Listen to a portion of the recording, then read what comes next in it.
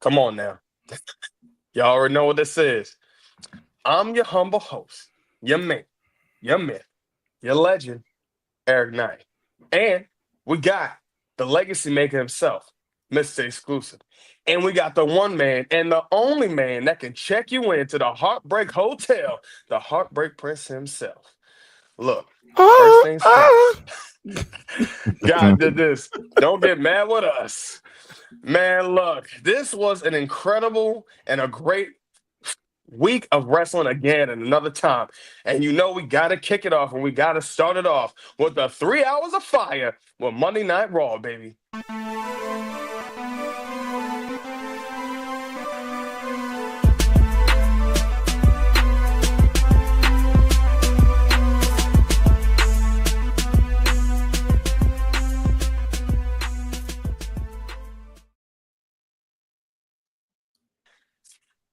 So you know we got to talk about it. We got to talk about all the great things that was going on with Monday Night Raw. Y'all already know it was getting a little crazy, but we had to kick it off with the best thing. Of course, one of the only things that we see right now, my man John Cena. Okay, he comes out. You can see Tells the him? fans. Surprisingly, apparently now we can see him. We see the real him. That's what everybody's talking about. My thing is, why are we still seeing John Cena talk about Cody and the fans? Why are we not seeing The Rock come out and talk about it? But he's out here talking about what he wants to do. He's saying he wants to take the title for the 17th time, take it home, and make sure that everybody forgets about the Nature Boy Ric Flair, about who cares about this record. That's what he's saying. He wants to take that and take it home and ruin wrestling. Cody comes out and he makes it very clear that that's not happening. That's not going to be the case. That he's going to be the one to spoil it all for him. And even got to the point where, another time when he actually kind of gets undressed and he gets ready and prepares himself to try to get ready to fight John Cena. But we know now this is a different side of John Cena, because now at this point, Cody lays down the title. So what do you want? You want it right now? Let's do it right now. John Cena looks at the title and he starts to back up. Classic heel move, backs up and walks out the ring. Thought that was classic. Who cares? But you know what? I know, seeing how Heartbreak Prince, I know seeing this, we already know. I know you wasn't feeling this. So, let's go ahead and jump flash forward. So, the On one site. thing that we like to see was the Usos coming back together. I mean, honestly, it was great. They pulled out and just brought out some great tag team moves that they always did. We love to see the 1D. They was just beating A-Town down under. I'm not going to lie. They're not looking strong. If you ask me about it, Grayson Waller or Austin Theory at all, not looking good. They're just constantly taking out. Looking like a couple of jobbers. Get them out of here. Now we flash forward to Lara Valkyria beating Raquel Rodriguez. I can't tell you how many times I am ready for this woman to lose this title. I honestly thought to myself, Raquel being this title, having this title, oh, this works for her. Nah, we still didn't go with this one. I would have let y'all take this one. I would have let y'all have this. But no, we're still gonna keep Lyra doing this. So we'll see what happens. Because of course Bailey came out and saved her. So maybe we'll have Bailey facing Lyra. But do we want to see Bailey win that title? Probably so. Maybe over seeing Lyra have it. So we'll see what happens with that. Then we flash forward to one of my favorite personal parts of the week to see for Monday Night Raw was Bianca, Io, and Rhea. Now, I'm not going to lie. We are kind of rerunning this back multiple times to the point where I don't mind seeing these three women get in the ring and talk about this, but how many times we talking about how many times, Bianca was here and Rhea was not there and all. We need to stop doing this. Let's get down to the meat and potatoes of this, and let's just figure this out. It's either we're going to do a triple threat or we're going to do a one-on-one. So now at this point, Bianca has already declared and said, look, this is my time. This is my time. I've earned this. Rhea says, I don't even care about WrestleMania. I just want a rematch whenever or as soon as possible. Now, Rhea gets this rematch, but at the same time, now Bianca's supposed to be the special guest referee. But we flash forward to even with the whole thing where they was just fighting and Bianca looking strong in the whole situation, actually taking and dumping Io out of the ring, knocking Rhea out. And honestly, the crowd booing her, but she embraced the boos as the great heel Bianca is possibly coming back, and what I would love to see. And then we flash forward to CM Punk saying how this whole situation for Seth and Roman and him, it's not personal for him. This is strictly business. And I ain't talking Nick Aldis, okay? When he says this, I say to myself, so what do you mean, CM Punk? And he also says that Paul Heyman is, and he also even says to Roman that Paul Heyman is not only Roman's wise man, but that's also his wise man. Ooh. Yeah, and we'll talk about that later on. So then we flash forward to Penta losing to Braun Breaker. Now, this was a great intercontinental match. We had a little bit of interference, of course, with Dirty Dom, with the Judgment Day. They come out, and this whole thing with Dirty Dom trying to ask Penta, do you want to join the Judgment Day? And of course, this question's asked. So they offer him the chair. They say, go ahead and do this. This is your time. Penta says, nah, I'm good. And super kicks Dirty Dom in the face with the steel chair. And then honestly, Finn Balor coming out, beating the hell out of Braun Breaker, beating Penta, picking up Dirty Dom. And at this point, looking like they're trying to reunite the Judgment Day again. And this is the finish right here. Now, to be honest, we talk about this whole thing with the Penta and Finn thing. I'm not liking how Finn's looking, and we talked about that before. But one of my main things I really, really want to talk about just real quick, and I'm going to let y'all go. Of course, for me personally, seeing the whole thing with Bianca, I liked how she kind of came out. Now, if y'all didn't notice, she had the grills, had the little gold grills. Now, the first thing I thought I referenced to myself, I thought, okay, because Ted's doing the gold grills with his whole change. This is a sign saying that Bianca's about to make her whole heel turn. And that's what I'm thinking. When I'm seeing this crowd out here booing Bianca like this, Bianca didn't give a damn about who booed her or not. What she was worried about was that title. And that's what I love to see from Bianca. And to be honest, let's keep her looking strong. Roderick Strong, baby. Mr. Exclusive, what's your thoughts, man? What you think? It was another great week of Raw. I love everything that was kind of, transpiring. The Bianca EO situation, Rhea situation, it should have just been Rhea and Bianca. I'm sorry. I don't dislike I do not dislike EO. But to me, I just feel like if somehow Rhea wins this, or if Rhea does win the title back, what was the purpose of having EO in this? I mean, what was the purpose of having her in there? Maybe, it's just a thought or the threat of a triple threat match. What was the purpose of having her in there if that was the case? It just, to me, that just doesn't make any sense. So now I feel like it's still going to be a triple threat somehow. Even if Rhea did somehow win the title back, because at this point, I think now Io's probably going to crash out for the next couple of weeks if she ends up winning the title, and she's going to force it to be a triple threat. So one way or the other, it's a triple threat. This match could be just an illusion to make us think that, it's going to be back to 2. They're going to do a triple threat. They're not going to just put her in there and just not have her in there at all. So, I still think that, if you're EO, you've been truly disrespected during this segment. I don't know how many more times you can get mushed in the face. Come on. And when I know in the black community, when you were a little kid and your parent munched you in your face and you weren't doing something right as a kid and you got heartbreak. She done got mushed 4 or 5 times by 2 different people within like a couple instances. I'm like, all right, they got to stop treating the amazing EO Sky like this. So for me, with that, it's just you got to do something.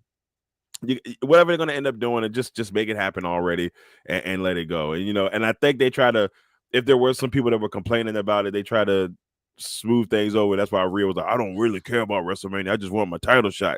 So okay, all right, cool. Everybody says it, but she lying. Everybody cares about WrestleMania. That you're not everybody. You're not a superstar of the WWE if you don't care about being on that show. So she lying. Let's go and get that straight out the way.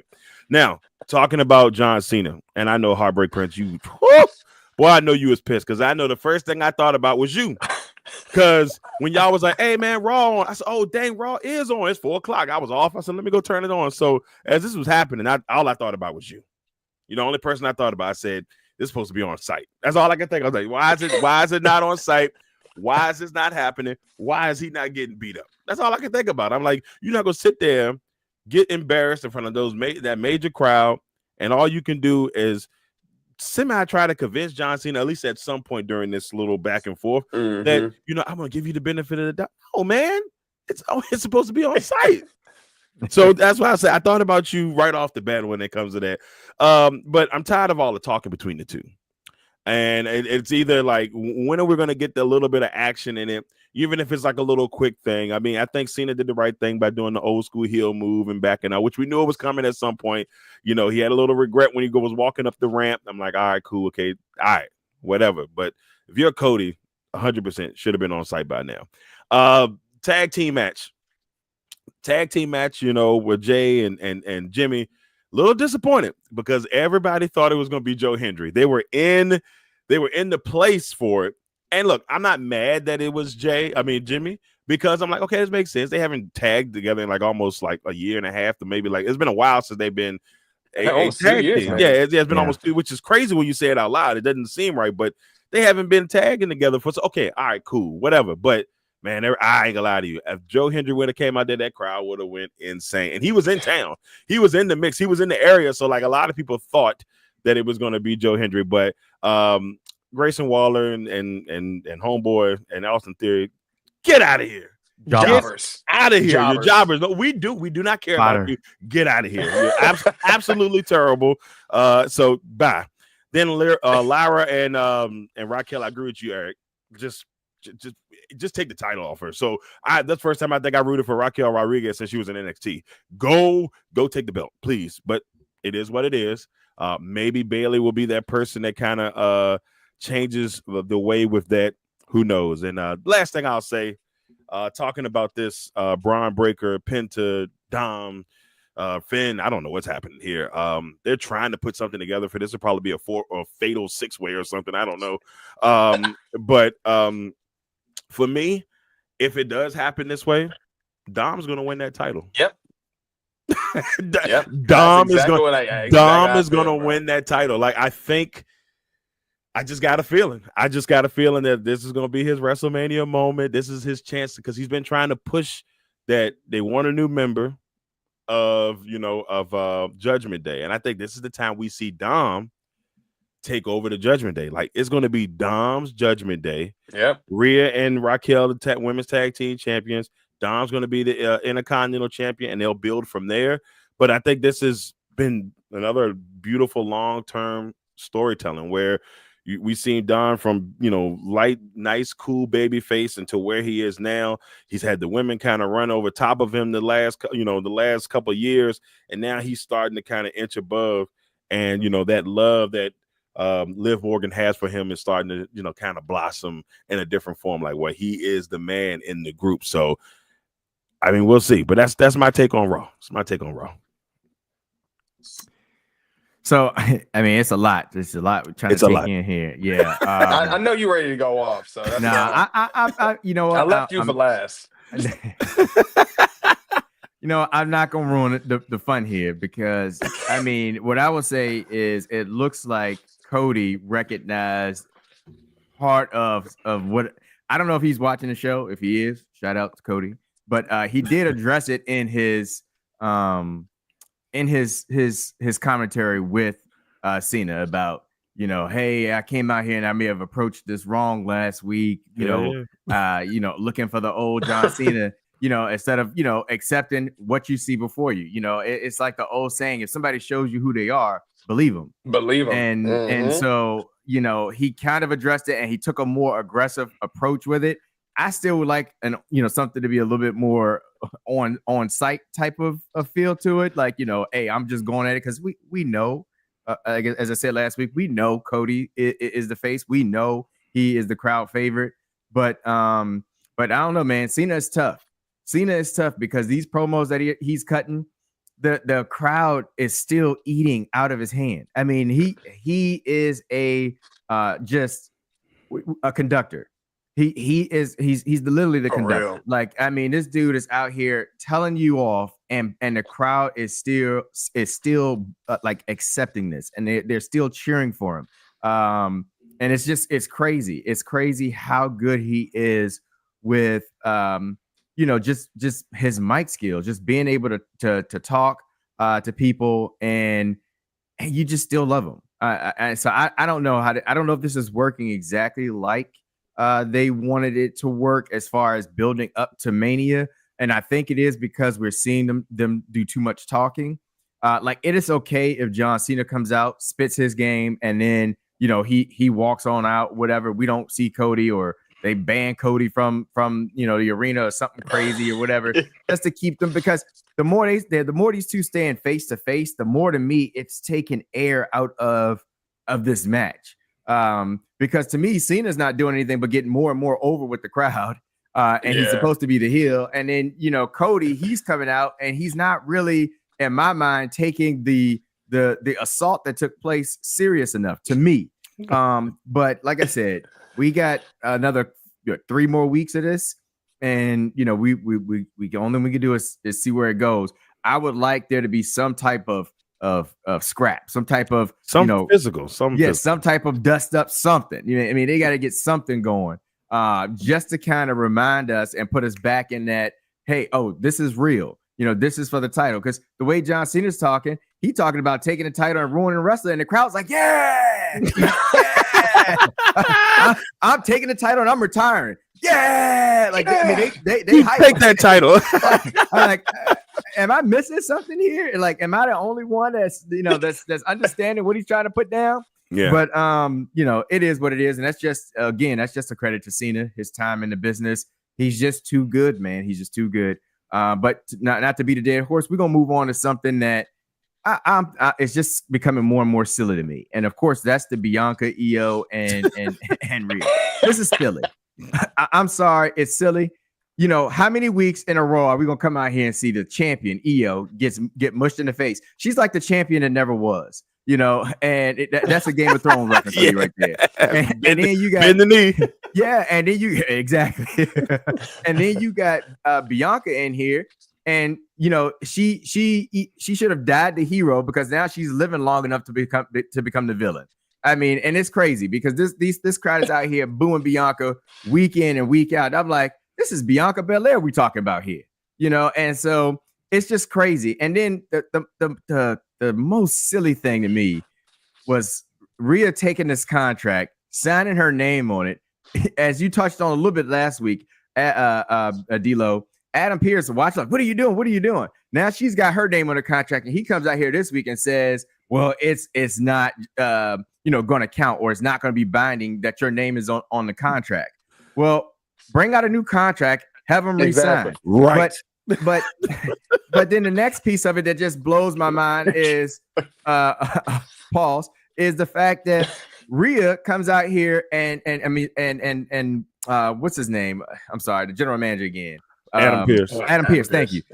Rhea and Adam Pearce, they have this conversation, and he sets up a title match next week to see who's going to face Bianca at WrestleMania. This is crazy. Look, her name is on the contract. If the best way to go ahead and go about this right here is, hey, Rhea got her name on a contract, it's a binding thing or whatever, it's going to be a triple threat match. Rhea will get her rematch in a triple threat match. Bianca will get her match from winning the women's Royal Rumble at WrestleMania against Io. Let's just go, is business, and just move forward. But this is silly, this whole come out next week. And then to make matters worse, and it's just diabolical how silly this is. He says, because I already said, I said, well, next week if they have a match, Bianca's going to end up interfering. Right. But then they did even worse. They decided, I'm going to one up you. Bianca, you're going to special guest referee to see who faces you at WrestleMania. Like, what are we solving here? What are we doing here? What are we doing here? Like, man. Adam Pearce, take your blood pressure medicine right now because you are losing your mind. It's not making sense, but it's just some of the storytelling is falling apart, especially when you look at what they did last year leading up to WrestleMania and how all the stories were so good. They were so detailed, so in depth. And this year it's like it's chaos, and it's shaping up to be everything. Triple threat, four-way, fatal four-way. Like everything is just going crazy right now.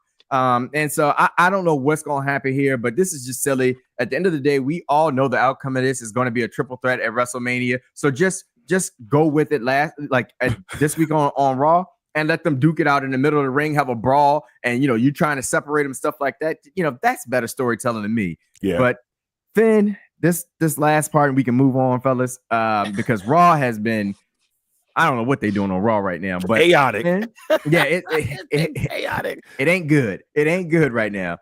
Finn, what they're doing with him. 1 week, I can't tell if he's getting ready to leave Judgment Day. I can't tell if he's back with Judgment Day. I think the story that should be told right now is the underling, like with Dirty Dom kind of getting ready to take over the Judgment Day, usurp the head of Judgment Day, Finn here, and actually, take over the Judgment Day. And this could be something that leads into Mania. Maybe a match between them, or like you said, a match with Finn, with Penta, and with Dom and Braun, whatever. You put them all together. This match, what's his name goes over.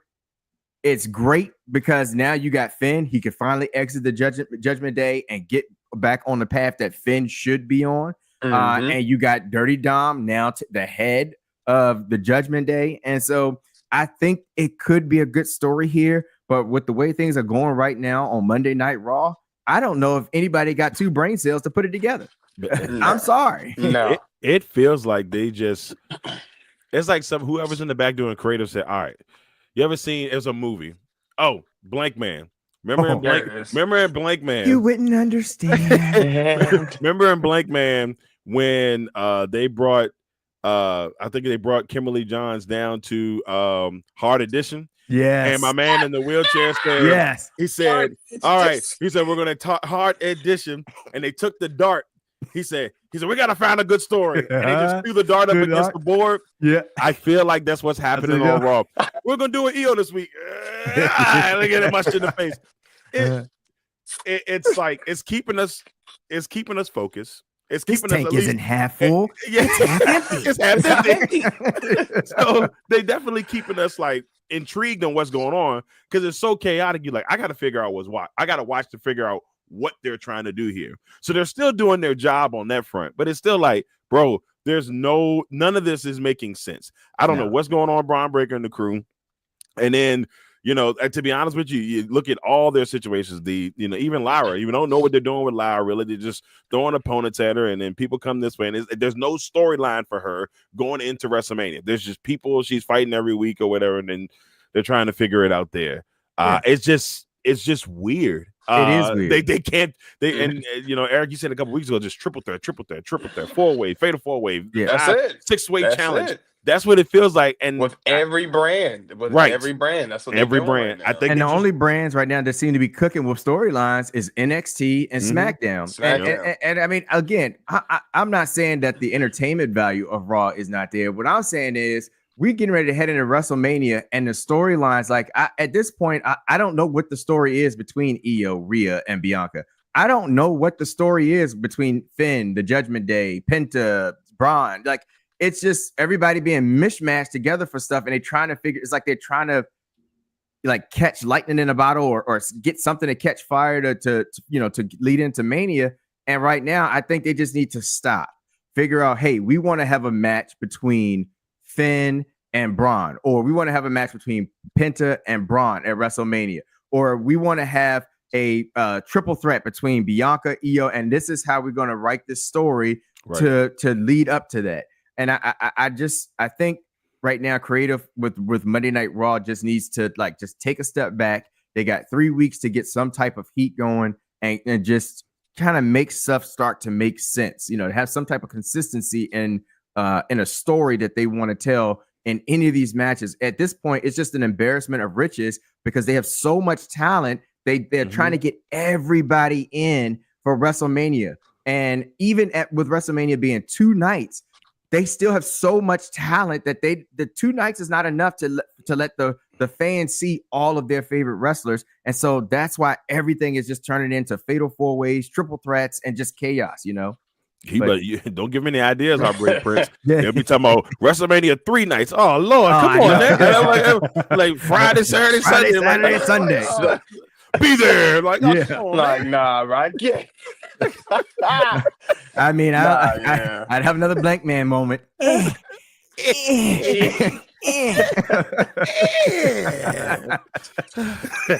Blank Man. Hey, my movie, Blank top Man. 5. Oh my top God. 5. That is, Blank Man is that movie. God. It is definitely it's no, a it classic, really is. man. It's a classic. It That's what really I was is. trying to tell you. That's what I was trying to tell you. Bulletproof. I think Classic. you know what makes me sad about that? That's his least. He said he hates that movie. Yeah, I know. And it hurts my heart because it's my favorite movie he's ever done. One of my favorite movies of all time. It's in my top 5. It's my no. I have the Can't picture. Hold up. My man, other guy got a suit that wasn't bulletproof. Hey, let's go. I got the DVD, but I had to go over here and dig it out real quick. I don't even got the time to give it camera, but I love it, man. Yeah, I love it. Oh man, that's a classic. He set other guy up, man. That man gave that man a suit that wasn't bulletproof, man. That was messed up. Only my suit is bulletproof. That's what I was trying to tell you. That man got shot and fell off the daggone rafters. He said, shoot me. And I said, okay. Oh, God. You're going to pay, Manelli. Yeah. That's my movie. Oh, my God, it's my movie. You bought the nunchucks. Oh, God. So many classic lines. So many. It is. Good job, J5. Who needs money when you have all this great stuff? I'm going to keep He said, what is this? The bottom half of a rollerblade. The bottom half of a rollerblade. He threw that mess. He gave him the next thing he threw. I'm going to kill you. Your radio. My radio. You got to get out of here. Oh, my God. Hey, J5, man. J5, please don't die. J5. I like this. I like to speak to the commissioner. Out. Yeah. I like to speak to the commissioner. It is. Hey, Rare, I agree with you, sir. It is way too early for this, but that is such a classic. Tell him your name. That is such a classic. Yeah, I was going for I was going with man. But I was going for I want to speak to the commissioner. Tell him your name. I was thinking about Brother Man. You're right. It's too early for this. It is too early. It is, man. We can do a whole show on that. Let's bring it back. Yeah, Blank Man is it. We talked about, I can't even say it was 3 hours of fire with Raw because normally I would, but the real 3 hours of fire was seen with SmackDown. Yeah. But let's go ahead and talk about when Shawn Michaels cooking it up with NXT, baby. That's good.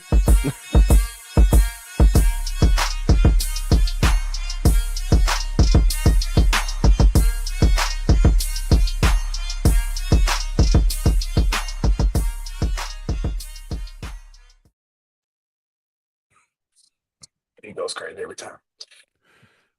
Every time. So, we got to talk about it, man, with that man, Shawn Michaels, because this week, of course, as always, he is constantly cooking up. So give him that chef's hat.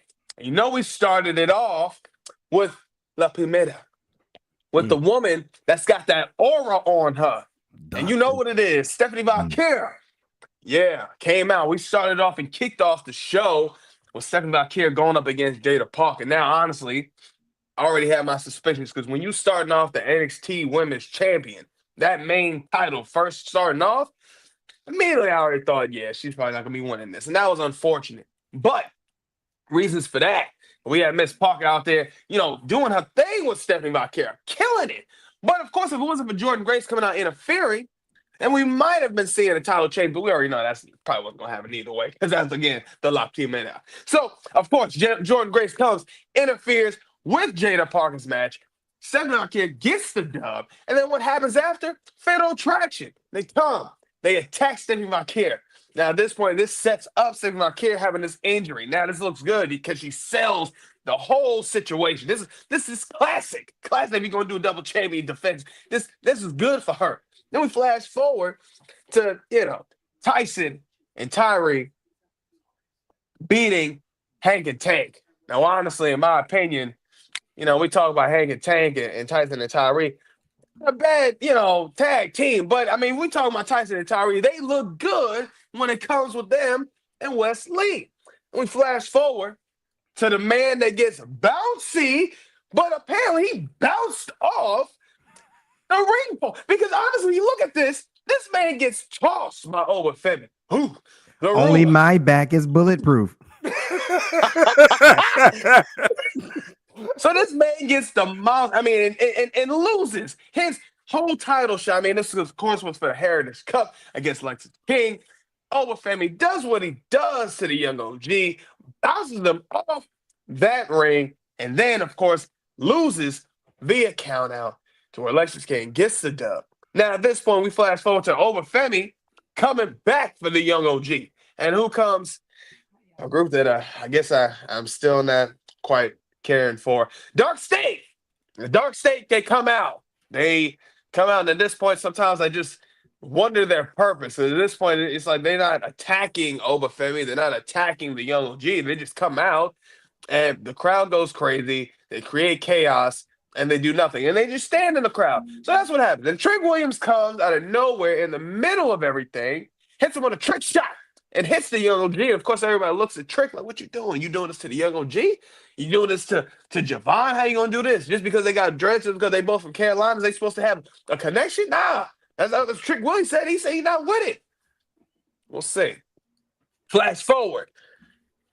Tatum Paxley and Gigi. And honestly, I really actually like this match. This is a really good match because they look so good. Gigi Dolan and Tatum Paxley showing a lot of great tag team moves together. I mean, of course, did I like to see the Meta Girls take a L? No. But again, the Meta Girls have been doing so much work, whether it's on NXT or Impact, they've been killing it. Then we flash forward to the man that has the ego. Yeah, Ethan Page, he's doing something, man. Ethan Page is really somehow, I think now he's growing on me. I ain't gonna lie. Because at first I was like, all right, I'm cool with Ethan Page either way. But for some reason now I do feel what Mr. Xclusive is saying. I'm kind of feeling him a little bit more. But he beats Andre Chase. And I guess it seems like there's a possibility he might be trying to bring back Chase U. I don't know how they're going to do that when you got Andre Chase constantly losing. And then we already have established that this man has a gambling problem. I don't know. And we flash forward to the last match of the night. Stephanie Valkyrie getting the dub on Fallon Haley. Getting the dub for both titles. And honestly, it looked good. But what happens? She gets attacked again by Fatal Attraction. Now, in this situation, I mean, I don't know how many times we're going to keep trying to jump this girl's step. I mean, come on. The girl's just doing the best she can, and y'all are just constantly looking bitter, just beating the hell out of Stephanie Valkyrie. But a great thing that comes out that Jordan Grace comes and literally just single-handedly just starts, kicking everybody. And then at one point, Jada Parker does come around, but she gets tossed out by Jordan Grace again and is left with Jordan Grace looking strong in the end, giving Stephanie Valkyrie the titles, but telling, hey, I'm up next. And this is the finish right here. Now, to be honest, I think this is another great episode of NXT. One of my main things I love to see was, of course, Miss Parker going crazy, showing her versatility, showing her abilities in the ring, and showing her improvements. Honestly, this girl's getting better every time she's getting in the ring. And honestly, you can't get mad. When it comes to the promos that she's cutting, A1. When it comes to the matches she's putting on in the ring, A1. And I ain't talking A1 sauce. That one's from my man Heartbreak Prince. But honestly, one of my biggest favorite parts of the night, honestly, was to see the young OG get bounced.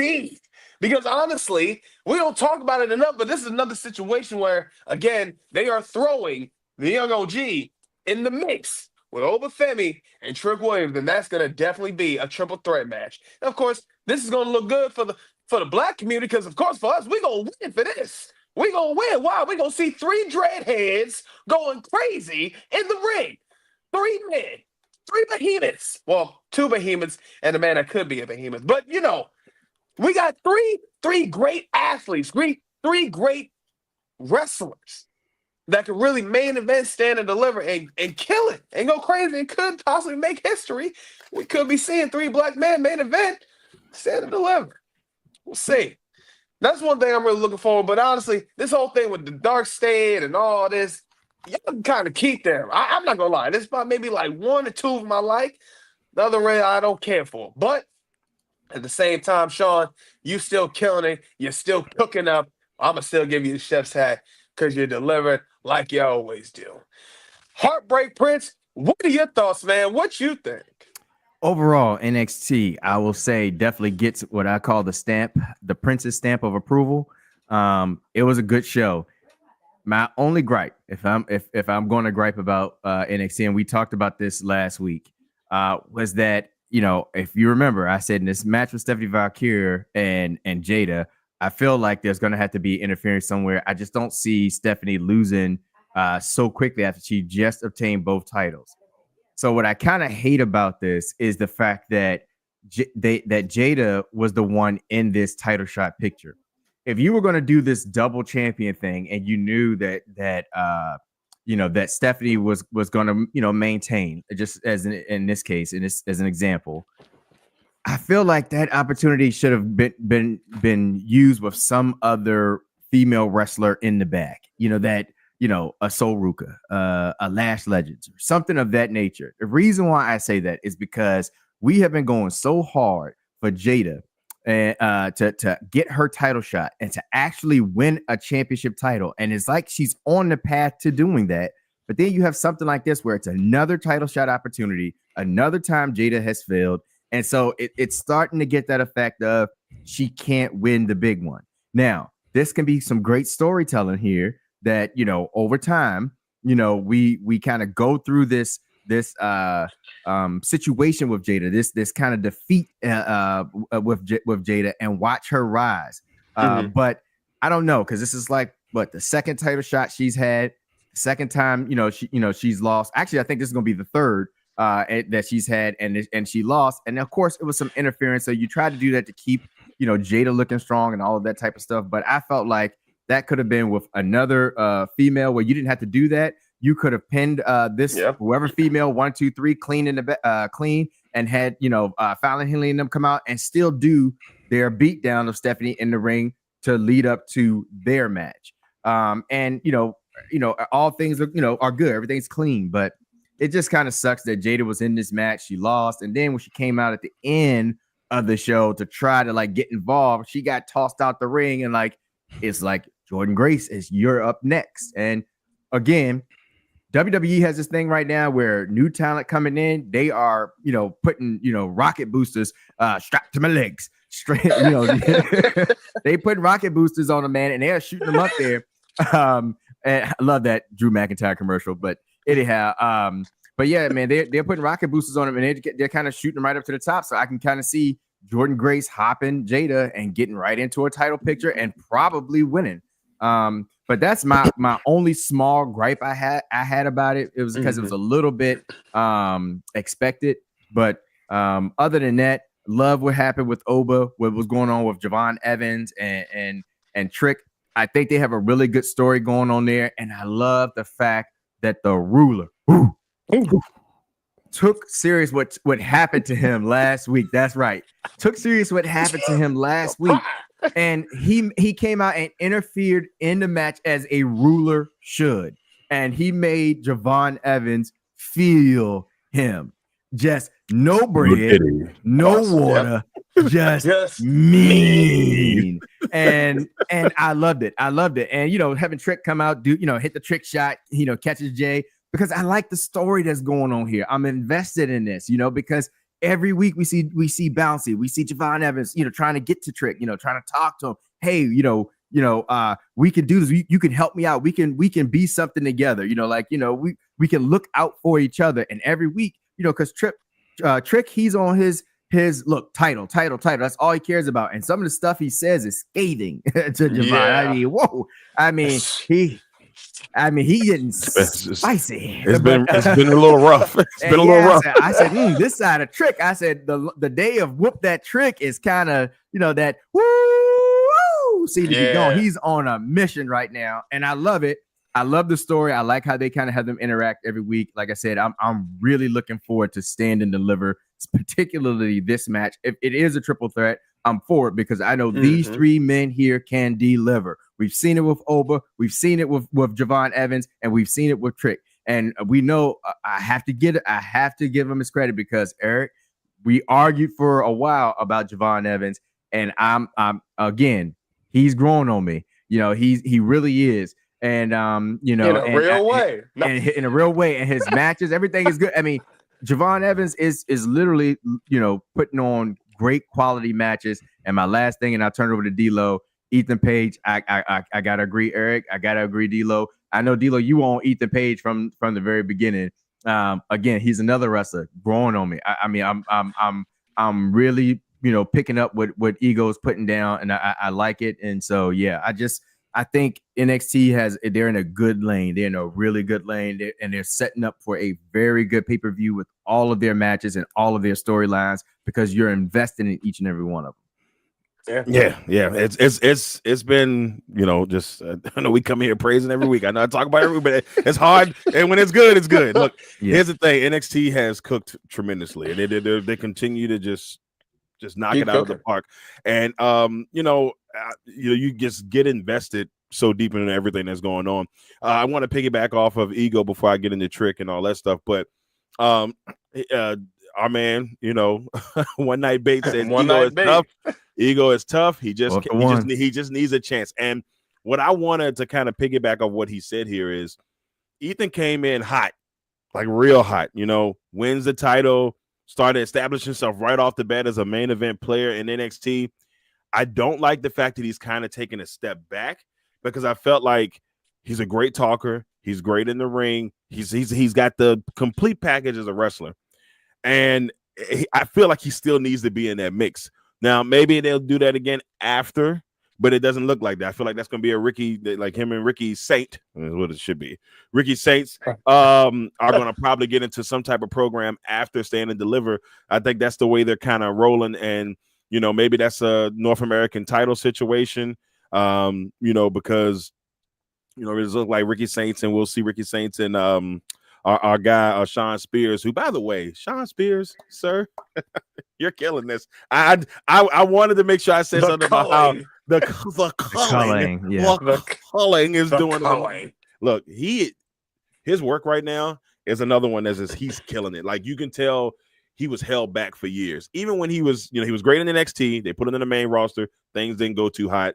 He goes to AEW. I like the Perfect 10 character. Yeah. It was a little in AEW. He comes back to where he was strong at, and he's just as strong as he was before he left. It's a different style. It's a different side of him, and I love it. I just want to make sure I say that.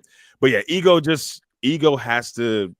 I feel like he's got to get back in the mix. But I love what I'm seeing from him, and I think he'll continue to grow there. Now, Trick Willie Incorporated.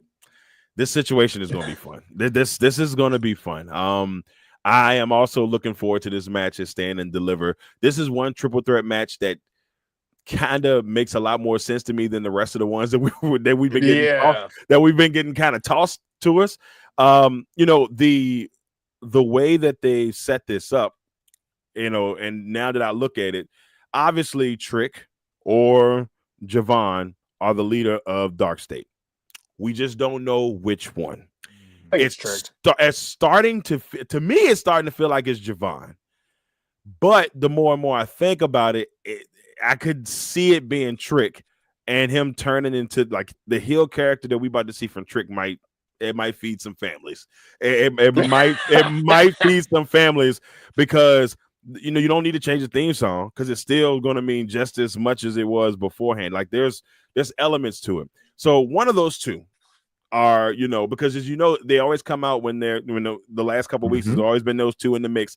They're kind of, like I thought they may have attacked once Javon got in the ring, and then Trick comes in there, and you can kind of see the conflict between Trick and Javon. Like there's a part of me that thinks Trick looks at Javon as like he's his mentor, right? And like that long stare after he bumped him, it's like he hesitated because he was like, I wasn't intending to hit you. Like, what I'm saying?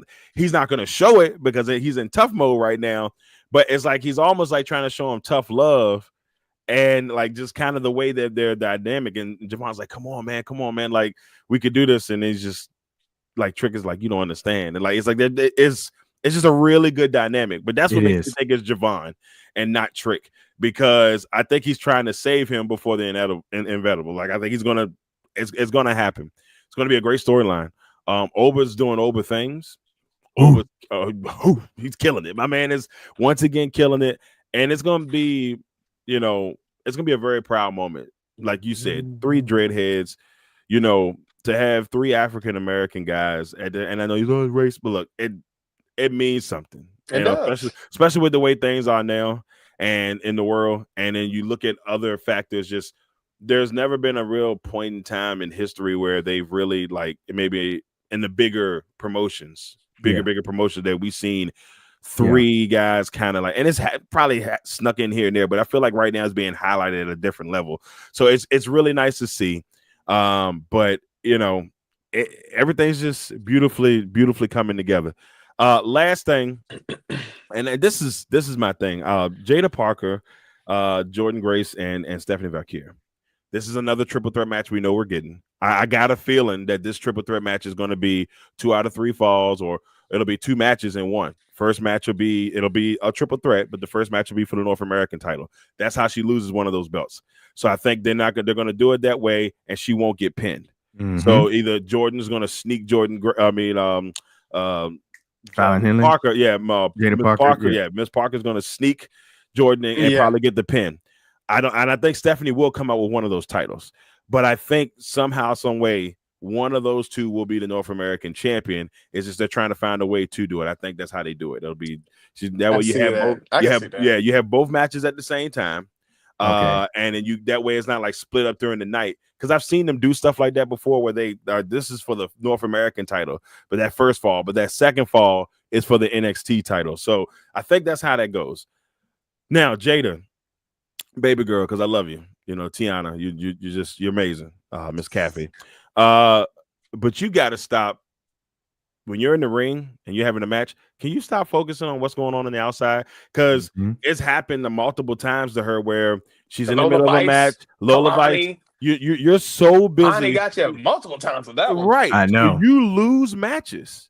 You've lost these matches because you started getting so focused on what's going on the outside part of the ring, and then they sneak you. Mm-hmm.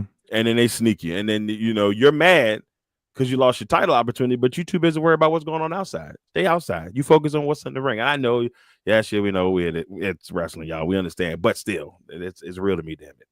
Just don't keep your eyes on the prize. Just don't keep your eyes on the prize. You right there. Yeah, I know. Remember what you're here for. Yeah, right. And so that's the one thing. But I noticed that a lot. Like, she tends to start focusing on the outside. There's a little showboating going in there, which is cool. I mean, that's the swag. I'm not even mad at that part. But yeah, you got to focus on what's going on in the ring, because they keep sneaking you, and your opportunities keep going to the wayside. So, but besides that, NXT is great. Love everything. Fatal Influence, you're trash. I just want to throw that out there. Do not care about you. I don't even know why it's happening. It's because they don't have JC Jane as the leader. I'm telling you. That's what it is. I don't know. I guess. I mean, to have Fatal. I mean, go from Fatal Attraction to Fatal Influence. It's like. And then it's like you don't have JC. That's what I said. JC Jane should have been the one running that group. Well, you're 100% right. I mean, she was a part of the Fatal Attraction, so she could have easily been like Fatal Attraction. Well, no, it's Fatal Influence, because our influence. You build off of that, but I mean, but it's still great. It's still great wrestling. I'm entertained all the way through. Gigi Dolan and Paxley, they kind of got a little thing going. I will say this, and I'll move on. I did not like that they beat Lashing. I did not like that at all. Yeah. I didn't like that because I feel like they had momentum going, and now all of a sudden the momentum has just kind of plateaued. Like, they were on SmackDown doing good things, and it looked like they were either moving to SmackDown, and maybe that's still the case. But then now it just seems like so much talent, don't know what to do with it, but we got to kind of build them up too. And I think that's what happened. So I'm a little sad about that. Just a little bit. Yeah, I think there's supposed to be a draft apparently after, I believe after Mania. Yeah. So we'll definitely see what happens, and hopefully we'll see if maybe, all these tag teams that they're building up, maybe that they, do what we've been talking about for months. Maybe they'll actually start doing actual individual brand women tag team titles. I mean, you got all these women, make tag teams and make good storylines with them. Don't do them like y'all are doing Lyra Valkyrie, because we don't want to see that. My God. What is But I do feel y'all on that. I do feel like if they do triple threat, I do think Jada Parker will win. I do think she's probably going to win the North American title, and hopefully, because I know I keep pushing for this, but I'm hoping if Jada Parker does win that we will finally see a little bit more from my girl Lonnie. I know I've been pushing about my girl Lonnie, but I have not seen her in the last couple of weeks. She's taking and a I'm break, lost man. without Lonnie. Not lost without Lonnie. You know, at one point I thought to myself, what's Kalani doing? When she won the title, I said, well, this is a shock. Then I get so used to Kalani, and then I love the heel turn and the whole crashing out, and now it's like she loses to Jada. My girl disappears. I don't like this. Man. So, Lonnie, you got to come back. I know you with him, but we need you back out to be her. Eric said, lost without Lonnie. Lost without Lonnie.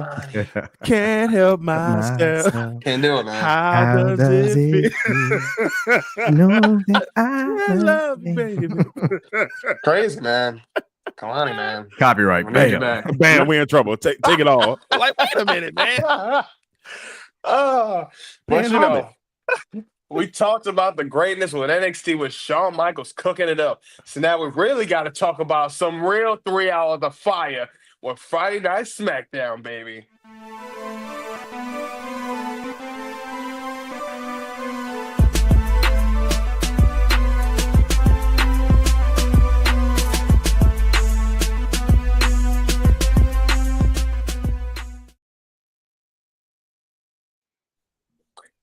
Now I know what y'all are thinking.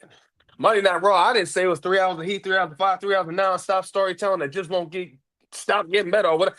It wasn't like that for Raw. It was 3 hours of chaos. SmackDown, yeah, that's what it was. 3 hours of chaos. SmackDown had it all, baby. Because SmackDown was truly 3 hours of heat, 3 hours of fire, 3 hours of non-stop storytelling that just kept getting better. And man, I loved every single bit of this episode. Let's kick it off because we started it off with good old Cody Rhodes, and you know he came out and he's addressing the fans, talking about everything's going on with Cena. Randy Orton comes out, interrupts it in between, and says to Randy, "Look, I understand what John's doing. He's trying to go for 17, but guess what? I'm going for number 15." Okay, he makes that very clear. Drew McIntyre comes out, talks this stuff, tells Randy, look, I was right about Cena. I told everybody, I'm not going to lie, Drew McIntyre's promo work has been A1 since last year going into this year. Y'all can't be mad at this man, Drew. And honestly, at this point, it sets it up for Drew versus Randy later on. Then we flash forward to the Profits. Yeah, that's right. The Street Profits beating Pretty Deadly. And honestly, stock market's down, but the profits are up. Come on, baby. And honestly, what was crazy, because that's a hometown quote unquote heroes that they beat. So he beat a tag team in their hometown. Yeah, the crowd booed. And what happened? Just like Taz did with his wife. What did he do? He did the same thing. He embraced the boos. They loved it. They said, yeah, this is what it's going to be. And even they cut a promo backstage after. And Dawkins was talking his ish, okay? Saying, look, it don't matter if y'all booed or not. London ain't used to getting dubs. And he meant that. They stood on business with that one. Then we flash forward to the Secret Harvest. I actually really like that, how they did that. I'm not gonna lie to you. It is absolutely fire. I love you, Chelsea Green. I love it. And honestly, Piper looks so good in this match. And I'm not gonna lie, I think what Piper is the look she gives, how she does it. The crowd is so over with her. It's almost like that effect. She's over. Like how like when the Miz in 2015 had oh my gosh, what was that guy? I can't remember, but it was his stunt double. Stunt double, yeah. Damien Sandow. Damien Sandow, yeah. And he was so over. Almost more over than the Miz. And it's almost like I get that same feeling with Piper. Because it's just reaction. She does almost a bare minimum, and she's getting that pop, man. And then we flash forward to Braun Strowman and LA Knight. And honestly, this was a good match. But what made it even better was to see the one, The man with the magic boot coming out of nowhere and just get him out of here. Shit. Braun Strowman, LA Knight. After this, Braun Strowman, this is so crazy. I couldn't even get it all out. That was just so exciting. Jacob Fatu goes crazy, picks up Braun Strowman, hits him with a Samoan drop over the announce table. He even picks up LA Knight after that, drops him. Then he goes back in the ring and goes post to post, live from post to post, literally on Braun Strowman, goes just back and forth, and then hits him with 3 moonsaults. The man with the magic boot went off. That man went crazy. And honestly, the crowd loved it. The crowd was so over. They were chanting, 5-2, 5-2, 5-2. You got to give it to him, man. And we flash forward to one of my favorite promos, man. That girl Naomi bringing back that bad side to her. Now, she said how, and I thought the emphasis on what she said was how she's made to look like the bad person. Now, if y'all know, 2015, she had a little faction, with her, Sasha, and Tamina called bad. Now, she was one of the main ones talking that ish. Now, at the same time, Naomi's back on that, but times 1,000. Because she said she's tired of being underappreciated. She said, said to Bianca, who do you think you looked up to? How does Jay come out of nowhere, take my spot? And honestly, right after that, what did Naomi do? Because she came out and attacked Misha and B-Fab. And honestly, Misha had a whole match with Charlotte Flair. And Naomi beat the hell out of both of them. Jay comes out, stays Misha and B-Fab. Naomi takes off running. Jay comes back, walks out, and sees Charlotte Flair. They have a nice little stare down. And then we come and we flash forward to Misha, losing to Charlotte, tapping out from the figure 8, and that was the finish from there. Flash forward to Jacob Fatu coming back, because this was very important. See, this was something that we got to talk about here, because Solo first stopped Jacob Fatu, and they said, "What the hell you doing? Not saying nothing to nobody." He said, "Well, the last time I checked, ain't nobody said nothing to me when y'all came out and interfered." And he said, "Just know, when it comes to me and Braun Strowman, I will be the last man standing." And he said he's going to be bringing that U.S. title home with him. Now, one thing he said that was very important, he looked at Tama and he said, "I'm going to either do this with you," says that to Tama, turns over and looks at Solo, "or without you." And just know, Solo is definitely about to be solo soon. Because those two men, Tama Tonga and Jacob Fatu, yeah, they're going to be together doing that. Yeah. Then we flash forward to Tiffy Time. Now, Tiffy Time looked good. This was a good promo. This was pristine. What we normally are used to seeing from Tiffy Time. She cut that promo with Charlotte. She did what she did. Looked strong.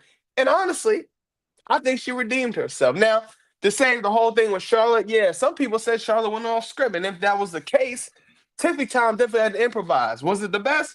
No. Can she improve? Of course she can. But now we flash forward to my man, KO, interfering his last with name the match with Drew and Randy. And honestly, with Drew being, of course, he'll say, the European hero, this man gets the dub over Randy Orton over a little distraction from Kevin Owens. It looks good. Then we flash forward. So my man Jimmy, honestly, Jimmy looked good in this match, man. He did so much in this match against the Miz. Looking great. Looked like they're trying to get my man the singles right, and he cut a hell of a fire promo after that. Honestly, when you sit there and do a whole match, and you tell one of the guys at the announce table, "Give me your whole headset so I can cut a promo," he did that. And he did great. Honestly, catching his breath in between, but that man still killed it. Then we flash forward to, one of the best parts. To one of the only parts. The OTC coming out, starting it off with the wise man. Okay, look. They come out. They already chant the OTC. Roman says, "Look, I'm here to do 2 things. Sign a contract and show up and get acknowledged." Check the boxes. Check. Now, honestly, Roman was on a different type of time this night, because honestly, this was a different side of the tribal chief. This was you know who I am. You know what I'm about. Don't try to say nothing to me. What I'm giving you is a main event. Then we flash, and then all of a sudden, who comes out? Seth playing games. I mean, and the crowd is, first of all, the crowd was singing Roman Reigns for a good solid 5 minutes. I feel like that's what held us up anyway from even seeing the whole full segment. They're singing Roman Reigns. They're singing Seth Rollins. And then honestly, Seth is telling Roman, this is our dream to get rid of Punk. This was our mission to stop CM Punk from being in the main event. Roman says, who's us? We died a long time ago. There's no us. There's none of that. And what happens next? CM Punk comes out. Crowd's going crazy. People love it. CM Punk comes out, sits down, starts looking through the contract. Takes a little minute. Takes a few minutes, actually, to the point where Roman says, hey, what you doing? This is taking too long. Hurry it up. Look at page 4, section 5. Tells Paul Heyman to go ahead and help him out real quick. Paul Heyman comes over. They tell CM Punk that this match is going to be the main event at WrestleMania. And that now CM Punk is officially a WrestleMania main event. Who was pissed off to hear about that? Oh, yeah. You know who it was. The Monday Night Messiah. He was pissed. Oh, wow. He didn't want to see that. Man got so mad through his mic. He said, I can't believe this is what we're doing. I can't believe this. So now CM Punk and Roman, I mean, mainly the craziest thing was that CM Punk said, thank you. Thank you to everybody. And he said, this might sound corny, but thank you to the fans. Thank you to everything else. Roman says, nah, what you need to be doing is thanking me. Thank your tribal chief. Thank the only tribal chief. CM Punk says, you know what? I thank you. I acknowledge you, my tribal chief. I thank you, the holder of the Ula Fala. Tells him all of that. He thanks him. Then he tells him, but that's not the favor that I was owed. Drops the mic. Now the episode's over, and this is the finish right here. Now, to be honest, I mean, you want to talk about a couple things. One of my favorite parts of the match was, honestly, I'm going to just start off. One of my favorite things I really want to talk about, first things first, got to talk about the man with the magic boot. Actually, you know what? Before I even talk about that, I'm going to talk about the Profits. My man Tans, my man Dogs looking good. Honestly, taking that whole heel take. And honestly, what I like the fact is how, for the Profits right now, it don't matter if you cheer a boo. Regardless, the Profits going to look strong, baby. Roger strong. One thing I love the most about it is even one thing that I've seen is like when they're doing these interviews, when I'm seeing Dogs, he'll talk. I'm looking at Tez.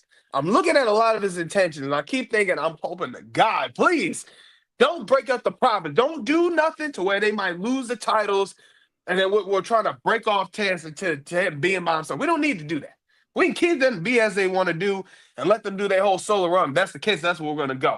I'm okay with that. Just don't break them up. But one thing I really want to talk about, my man Jacob Fatu, the man with the magic damn boot. Y'all got to stop playing with this man. Look, this man came out and just showed out, went crazy. And then even just the stories that he's telling right now with him and this whole thing with him and Solo, him and him telling him, look, like regardless, you can already see when you look at Tama Tonga, the way he looked at Solo after Jacob told him that. Oh, Tama said, "Oh, well, I mean, either way, I'm good. It don't matter. I mean, we know if Jacob win this, I'm going with Jacob." And honestly, I'm okay with that. You can knock Solo up out of here at this point because honestly, you ask me who's one of my favorite Samoans in the family. I'm gonna tell you that's some Samoan werewolf, the man with the magic boot, Jacob Fatu. Y'all better stop playing with that man. That man is going crazy, going live from post to post, everywhere to coast. Crazy. Crazy. And of course, OTC, man, Roman, that whole thing, honestly, it's one of those things. We talk about aura. We talk about storyline. We talk about how good is this getting. And that whole 17-minute segment was nothing but cinema. Check. That's Roman right there. Roman hitting the check on everything. Check the boxes. I mean, honestly, but what I'm curious to see is what is this damn favor that Punk keeps talking about? If you didn't get the money, like you got the main event of WrestleMania, We thought that could have been the favor. But if that's not the favor, what is the only favor that's left? Are you going to be the wise? Do you want Paul Heyman to be a wise man? Do you want a title shot? What is it? I don't know. We'll see what it is. Mr. Xclusive, what are your thoughts, man? What you think? Smackdown was done beautifully. It's just 3 hours of heat, truly, once again. There was there's a lot to unpack here. But looking at the way everything is setting up for this matchup, I said it last week, I'll say it now. This is huge for Punk. I'm so glad that Punk is finally getting the main event.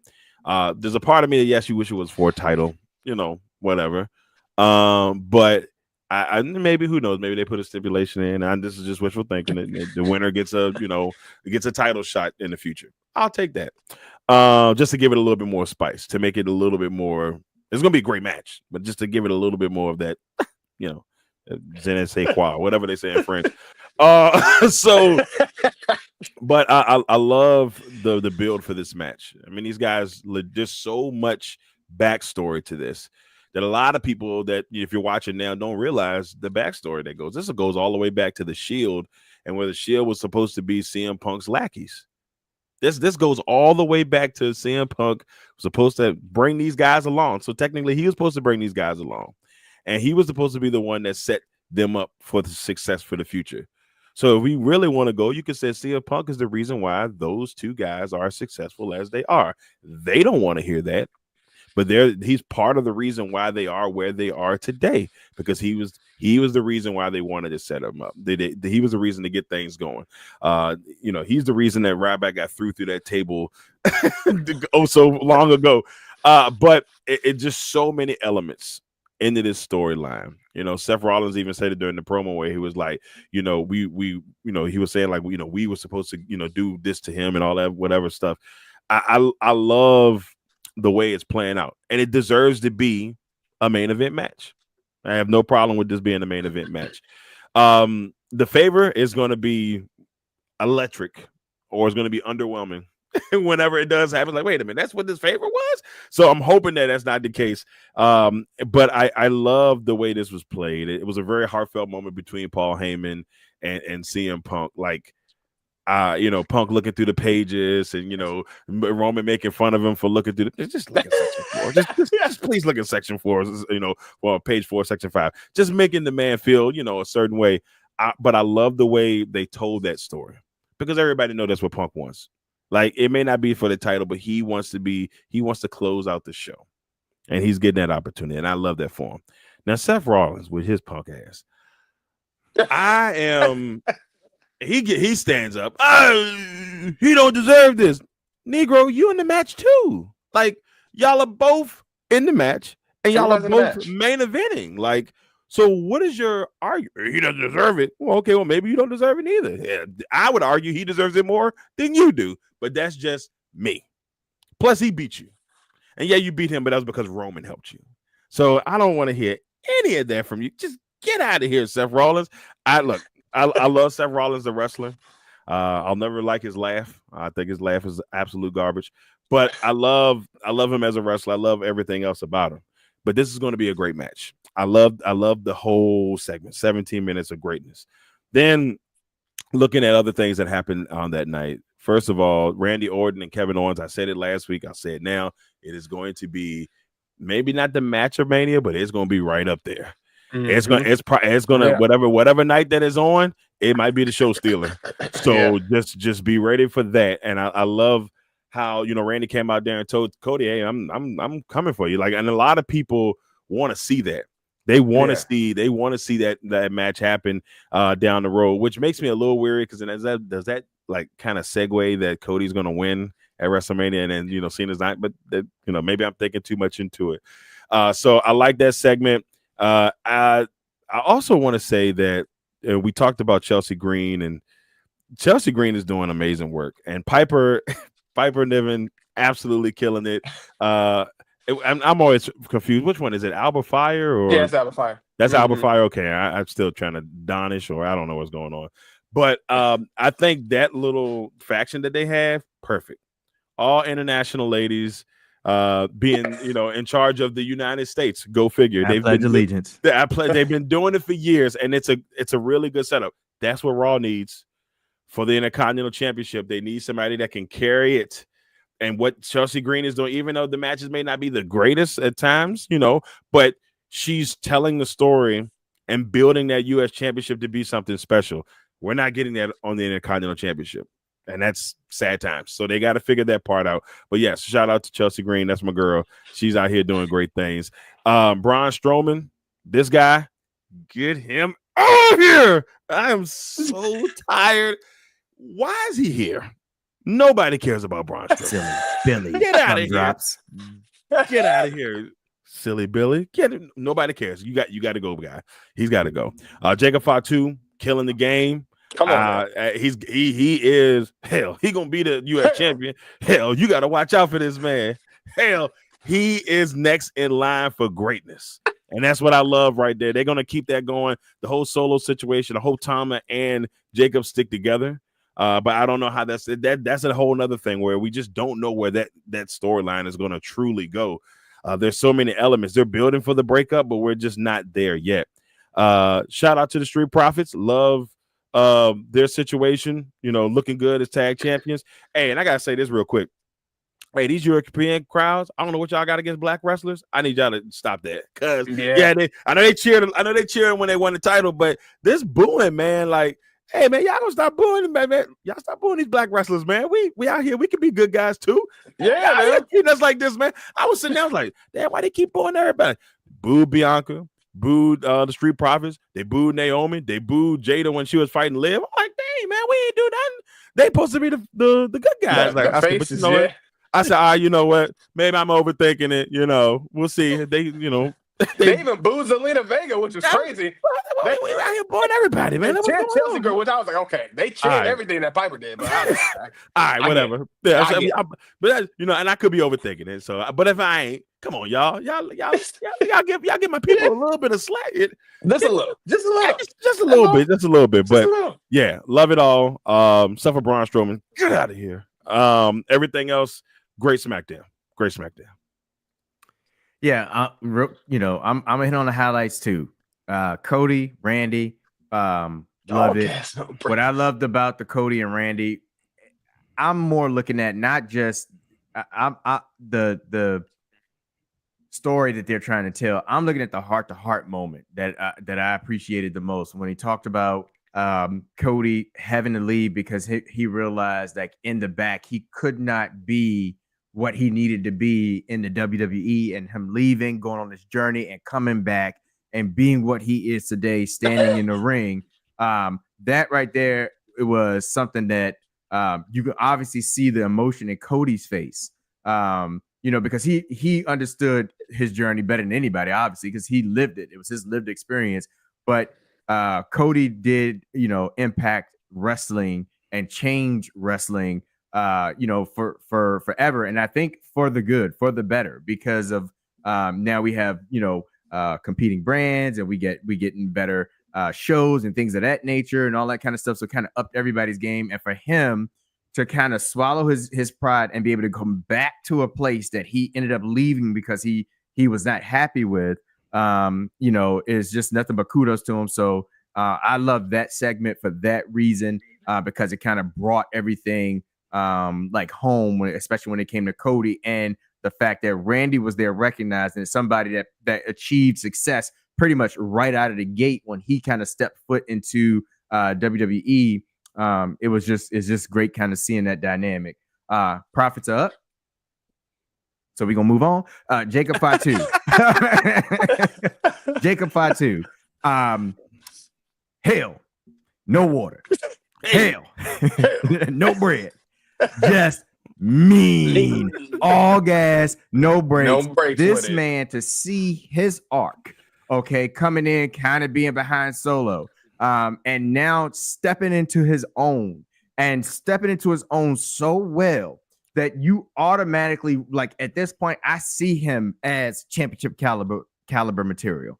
And he's showing he's good with the backstage promos. He's good off the cuff, on the mic.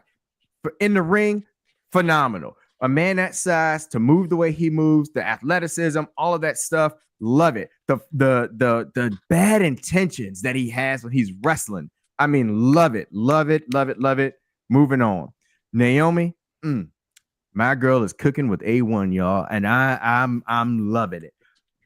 This promo by Naomi was phenomenal. I love to see the range of wrestlers, and Naomi is showing you her range here. Okay, I mean the emotion in it. I love the fact that she had the caution outfit last week. I noticed it last week, and then she wore it again this week, and she ended the promo that if you are going to like test her, then proceed with caution. I said, this is just mean. And she comes out and she's exactly that. I love it. I love it. I love to see where this story is going to go with Naomi, where this is going to go with Jade Cargill, where this is going to go with Bianca Belair. But right now, it's really kind of reintroducing us to this new version of Naomi that is showing all of this, like I said, this range of emotion, this range of meanness, just this range of badassness, and I love it. Charlotte Flair, moving on. I mean, peak. The robe she comes out in, just Charlotte Flair is Charlotte Flair. Nothing more to say there. Stare down was good. As far the stare down, the robe was WrestleMania caliber. I mean, hey, shout out to Charlotte and whoever is designing her robes. That's probably my favorite thing of Charlotte to see. What is she coming out in? But like I said, when it comes to Tiffany, I love how they did this week and how she was able to bounce back. And I love the promo that she cut. And at this point, I'm all for breakfast at Tiffany's.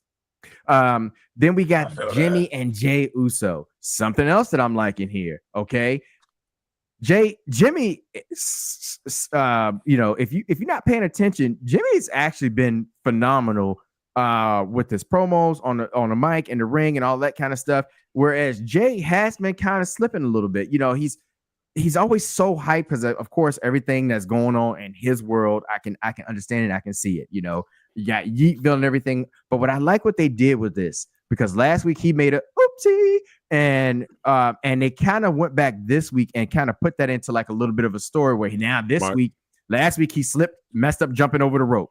This week he slipped, getting ready to come off the ropes to do a tackle or a move or whatever, and they kind of weave that into a story of like, hey, you slipping, man. You gotta get yourself, going, be focused, this type of thing. I like how they did that with Jey Uso. The only weird thing about it is, right shortly after that conversation, he walked around the corner and Gunther is like literally right there.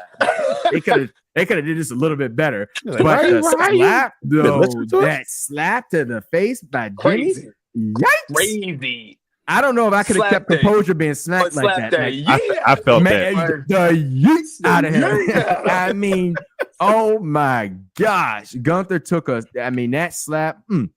But, we would have had to have a conversation after the camera stopped, stopped there. But, hey, man. Hey, bro, put a little pep on that. Yeah, hey.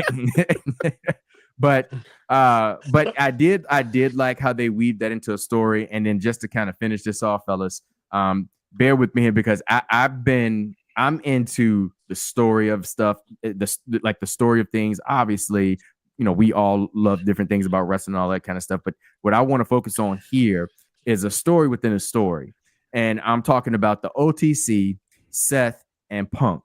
But the story within the story to me here particularly is how I felt with Roman Reigns and Seth Rollins. And Roman Reigns was in his bag yesterday. I mean, he was smelling himself, and he had every right to. I mean, the arrogance he had, just so cavalier about it was peak Roman. Roman has grown, and what was the reason why I'm saying all this is because of the fact that for years Seth Rollins was seen as the architect. He was seen as the brains behind everything. He was the real star of the three in Shield. And as I sat there yesterday and I was reflecting on what I was seeing, and I thought to myself, when did Roman Reigns surpass Seth to where Seth feels like a tier below Roman Reigns? And when Roman Reigns was spitting his game at him about, how he was the one that put wrestling back on the map, how he was the one that made it more compelling or palatable for Netflix to take on and all that kind of stuff, or profitable, like how he has been him, I thought, this is John Cena caliber quality on the mic, and it's coming from Roman Reigns, and it's true. I mean, Seth Rollins, for the caliber wrestler he is, I take nothing from him. He's phenomenal. And for the longest time, you thought or always felt like Seth Rollins was above Roman Reigns. But it just shows like this last 4-year span, 5-year span of Roman and this whole, tribal chief thing, what that has done to him and his career, the way he's viewed. It's insane. It's really crazy to think about, because I'm like, what else can Seth Rollins possibly do where you would look at him and really ever put him over the OTC, where we throwing up the ones? And it's just crazy to think that way. And then you got this whole other dynamic with Punk. And I'm loving the story here. And this is the long-term story that D-Lo, we talked about at the very beginning of this thing. When we started this Xclusive Knights podcast, you always talked about long-term storytelling. And this is the good stuff. Okay, because every week I'm questioning, okay, is this the favor? Oh, CM Punk finally got the favor. It's done now. We know what it, and it's like, no, this is not. What else could there possibly be? What else could he possibly want? But guess what's going to happen? I'm going to turn the TV on the USA Network every Friday to find out, hey, when is this favor? I'm watching when is this favor? I love stuff like this, and the only thing about this segment to me that was just off with Seth Rollins, I think he was trying to sell his anger of being, but it's kind of hard. You're Seth Rollins, you just hit the lottery. You're a billionaire. And I thought, I like, you're the main event, whether it's, CM Punk, whatever, this is your get back to get at CM Punk.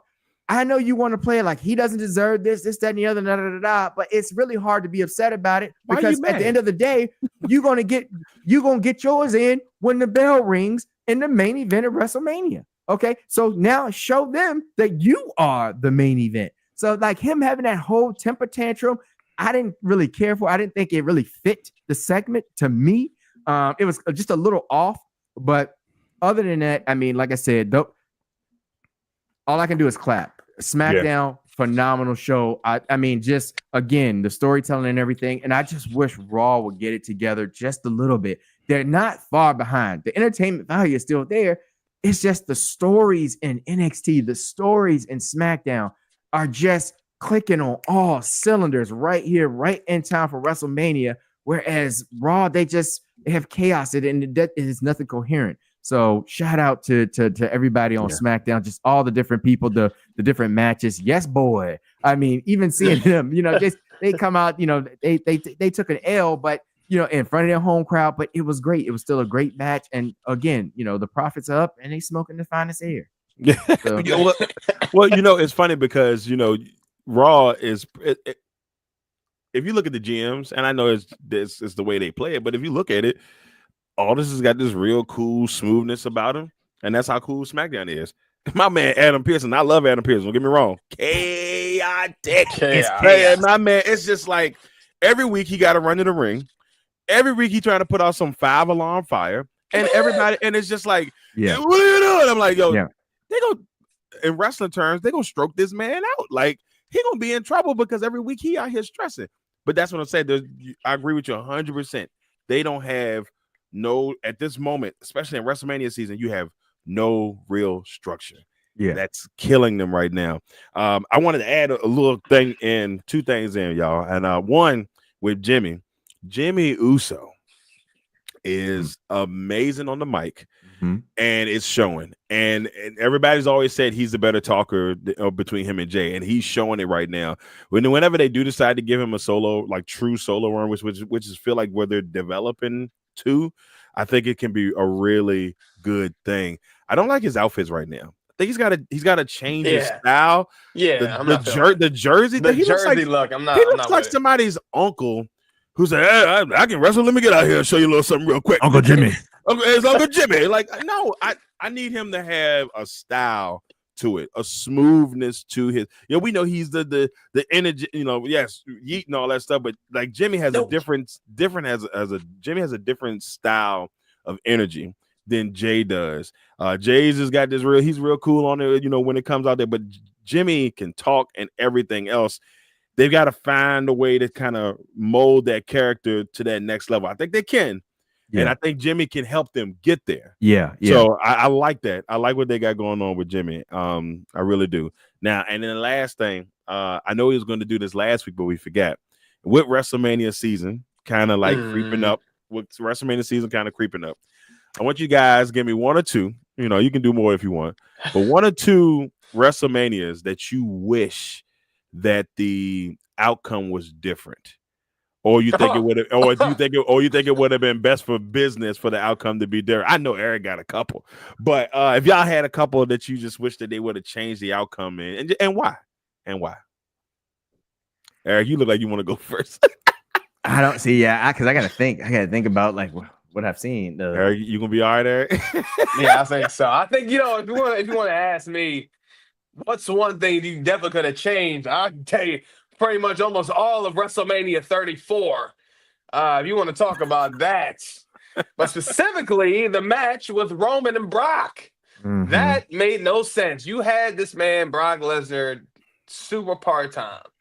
And y'all built it up. I mean, honestly, it was a halfway build. This was the Vince McMahon era, but I mean, you had this man, Brock, just doing whatever. It was a beach ball mania. All the stuff was going on. The best you could have did was just have Roman take the title and just continue, but you didn't. And that was one of mine. I wish they would have changed that one. I don't know. I mean, it was one of those that was very terrible. It was a very hard time. So yeah, WrestleMania 34, Roman versus Brock. That would have been that's one of mine. Change that outcome immediately. HB Prince, you got one before? If not, I'll go to give you more time. I mean, the only one right now that's really coming to mind was WrestleMania with Cody Rhodes and Roman. Because I guess that's one of the one times that I felt like I can't believe they went this route. Like, I mean, I know there's other it's right off the cuff. It's not coming to me because I know we've watched plenty of WrestleManias together, and it's like, oh, why did they do that? But right now, I know the one that I just remember the air leaving the room was Cody and Roman in the first WrestleMania they had 2 years ago, and so that's the one that I thought, because at that time Cody was just coming in, he was so hot, everything was was going well, going right.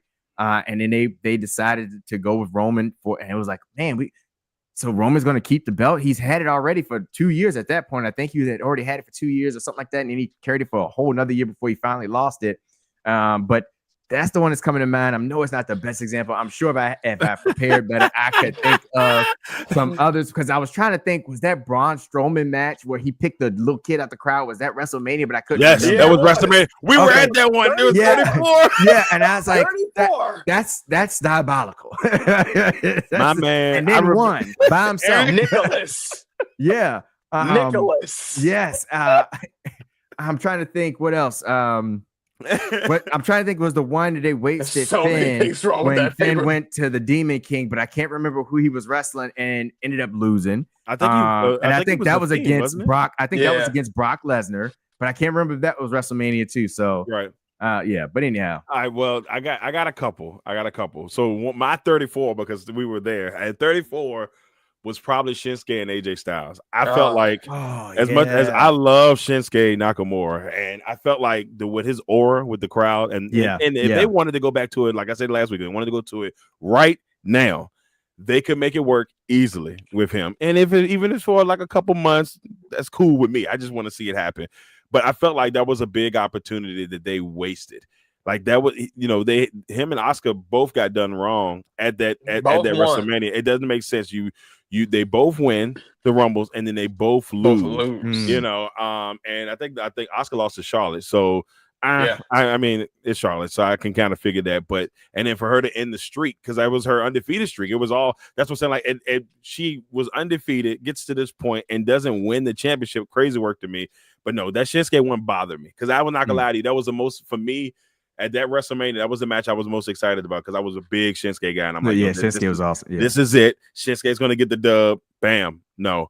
The other two, I got a couple, but one of them, Brock and Undertaker, that should have never happened. Brock and Undertaker should have never happened. Like, Brock shouldn't have been the guy that to take the streak down. It should have been a lot of people think it should have been Roman. At 33, which I went to that one too, but that was a bad match. So I'm glad it wasn't the one. But it should have been. But that was the match that should have propelled Roman to where he is now, because that next night on Raw. It was ugly. Like nobody, like this man didn't speak for 15 minutes and they booed him for 15 minutes. That would have been the night that he could have became the tribal chief right then and there. So that was a big miss on that. But that's not. But anyway, Brock and that one, and then I would say Undertaker and Shawn Michaels, the first one. That match was everybody considers that either a top 5 match or the best WrestleMania match of all time. That's in my top 5. I thought. I just knew, and I'm a Shawn Michaels. Shawn Michaels is my number 2 guy of all time, and I just knew Shawn Michaels was going to win this match. I mean, number 1 all time. The whole setup. Yeah, I understand why. Bro, when he came down when he came down with the white on, oh my god! I was like, hit the little. Yeah, that was one for me. I just knew Shawn Michaels was going to win that one. And one last one, I felt like The Rock should have won, and I don't care which one it was, but The Rock should have won one of those first 2 Stone Cold matches at WrestleMania. Yes. He won the third one, but the third one to me was a toss away. They just did it to The Rock. But more 17, I would say, than 15. I think 15 Stone Cold that they did it right. That helped Stone Cold take his next level. So you need that one. But 17, The Rock should have won that one. When Stone Cold turned heel. And Vince helped. I was like, this is some bull rap. So for me, those are some of the ones. I got one more. All right, and then I would say $1 Million Man and Macho Man, and then $1 Million Man, Macho Man in my top 5. Both are in my top 5. And I love Macho Man, but I always thought Ted DiBiase should have had a title reign. And so that WrestleMania 4 matchup for the World Championship, and those are the ones I have. Those are the ones I have. I just had a couple in there. I was like, but yeah, those were good ones. Yeah, they were good. They were good. Definitely Brock and Undertaker. Definitely Brock and Undertaker and Shinsuke. That was good. Definitely. Because Shinsuke and NXT was so over, and then coming to the main roster, people up. And I do feel you though on that Rock was 17, because that is one of those things like, bro, like my man did not get a dub until way after that 19. So yeah, I definitely don't bring him Nicholas. Please. What is Nicholas doing nowadays, man? I don't know. Maybe this man is a tag team champion. Yeah. He might be writing Raw. No Diddy. He might be writing Raw. Who knows? Well, real quick before we end, and this will send us to our segue anyway of ending. Best thing going right now on Raw. Ready, willing, Gable. Yes. Oh yeah. Gracias. He caught a lot of heat for that, man. They said that a lot of people were upset because they were saying, like, well, first it was AI generated promo they did for the promo, but people said he was upset because it was like the Gulf of America and they made it political. But dude, it's a joke. It's a joke. I mean, Vince did way worse stuff. That's what made it hilarious. I about to say that's what made it hilarious to me was the fact that they incorporated real life into and he came out there in a whole luchador American outfit. Gracias. Yeah, they said there was rumors that a lot of the luchadors weren't happy about it. I was like, look, man, I told y'all, like, they got a whole bunch of great Latino wrestlers on there, and they don't know what to do with them. They're just there. They're just there. So I can understand you being mad that, you know, the guy in the American mask comes through and he's getting more love, but, you know. Hey, you know, Ray Phoenix. We're going to see Ray Phoenix on Smackdown next week. I can't wait for that. Oh, he's going to be on Smackdown next week? I must have missed next week. Running on the ropes, kicking faces with precision. I can't wait.